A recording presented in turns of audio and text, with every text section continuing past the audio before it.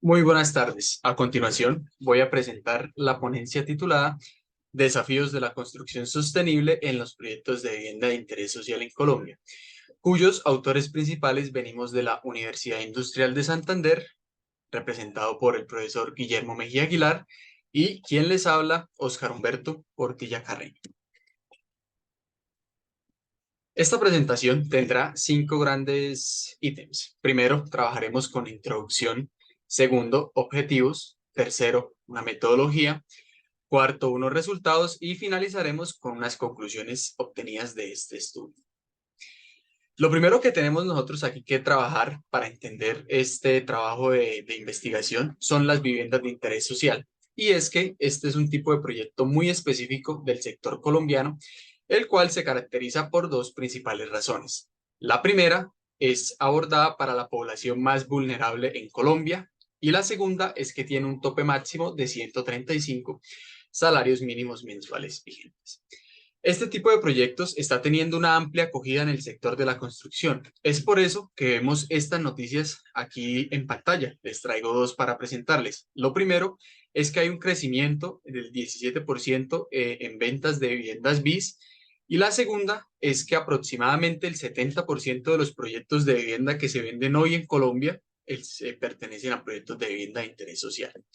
Si ponemos esto en cifras, tenemos que desde enero hasta julio de este año se vendieron más de 50.000 viviendas de interés social en Colombia.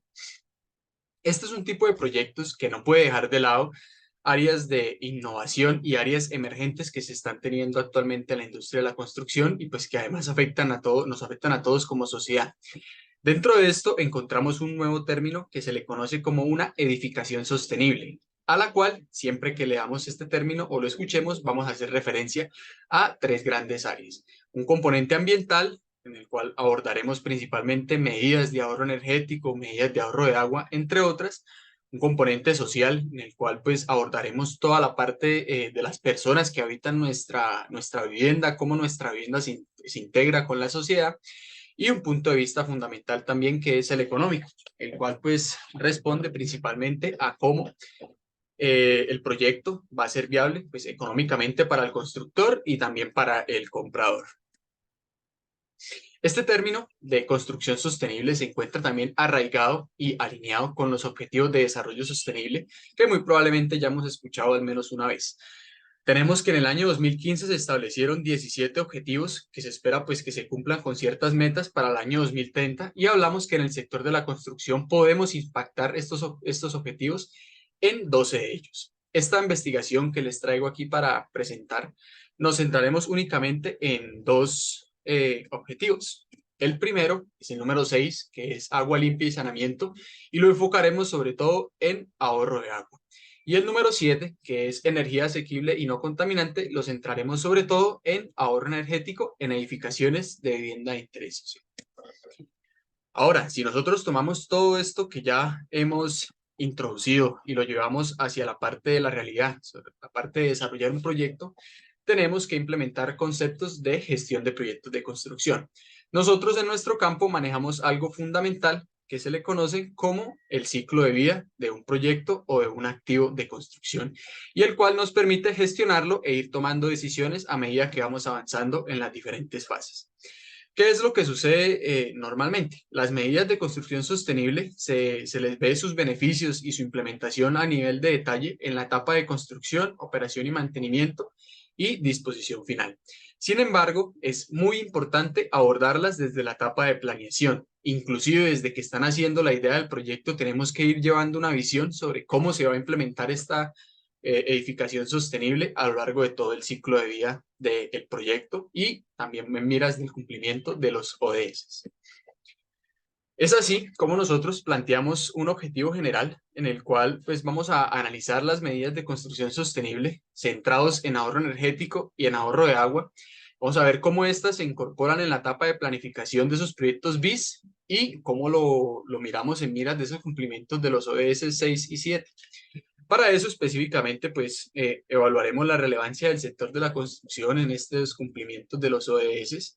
Definiremos 8 medidas de ahorro energético y de ahorro de agua a implementar desde la etapa de planeación. e identificaremos principales desafíos que hay en nuestra industria. La metodología que nosotros seguimos se basó en 4 grandes pasos. Lo podemos resumir a grosso modo con que hicimos una revisión exhaustiva de literatura en bases de datos indexadas y además en los sellos de construcción sostenible más utilizados aquí en Colombia, los cuales son LEED, EDGE y Casa Colombia Parabis. Tomamos toda esa literatura y sacamos a validar las medidas de construcción sostenible y cómo se relacionan con la etapa de planeación con un panel de expertos en construcción sostenible. Todo esto, por supuesto, lo hicimos considerando el contexto colombiano y la normativa propia colombiana, que es la resolución 0549 del 2015, la cual establece que todos los proyectos de edificaciones nuevas deben cumplir medidas de ahorro energético y medidas de ahorro de agua. ¿Qué obtuvimos entonces? Cuando miramos la parte de ahorro de agua, 2 grandes medidas a implementar.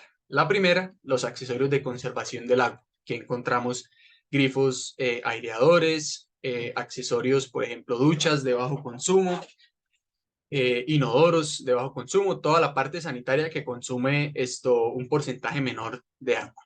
Y por otro lado, una segunda medida que es toda la parte del manejo de la escorrentía. Esta medida la podemos implementar tanto en la etapa de construcción como en la etapa de operación y mantenimiento.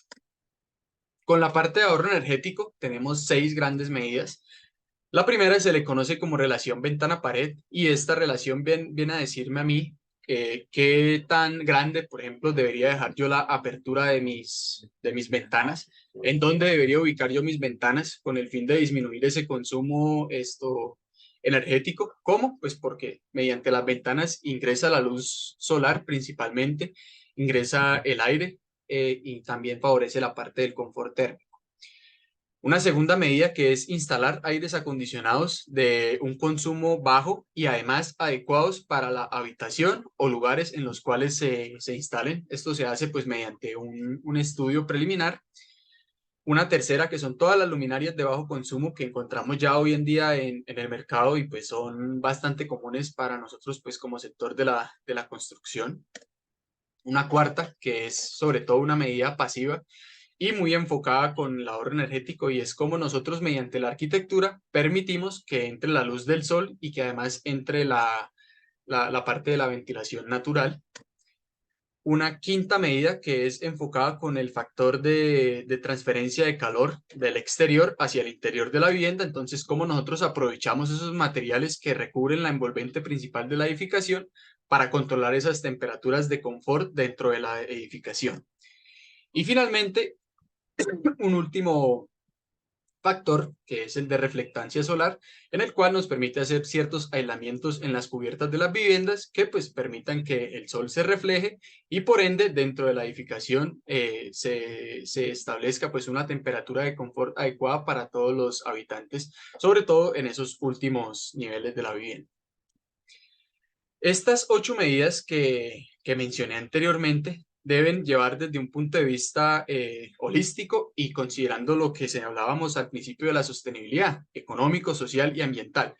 Es por eso que desde la etapa de planeación tenemos que ver cuáles son las medidas y cuáles más económicas, cuáles costos nos va a tener hacer esa implementación, qué beneficios vamos a tener, aquí en beneficios sobre todo por parte del Estado, hay beneficios por parte de la banca privada. Nosotros como empresa tenemos una política de cómo incorporar todas estas medidas de construcción sostenible, o sea, desde que nació la idea, tenemos esa visión de implementación de sostenibilidad y algo fundamental y es tenerla clara el ciclo de vida del activo y cómo vamos a estar trabajando en cada una de las fases y qué beneficios estaremos esperando en cada una de ellas. Finalmente, como conclusiones, tenemos 5 grandes ideas. Lo primero, los proyectos de vivienda de interés social en Colombia tienen un alto impacto en nuestra economía y tenemos pues que ir trabajando sobre ellos. Como segundo, el sector de la construcción impacta 12 de los 17 ODS, por lo cual aquí tenemos un nicho que tenemos que abordar desde la academia. Sostenibilidad, 3 grandes áreas, economía, ambiental y social, un concepto holístico del proyecto también fundamental y tenemos un gran reto en la integración Estado por parte de beneficios, universidad por parte de capacitación e industria por parte de ejecución de los proyectos. Muchas gracias. Estas son las referencias del proyecto.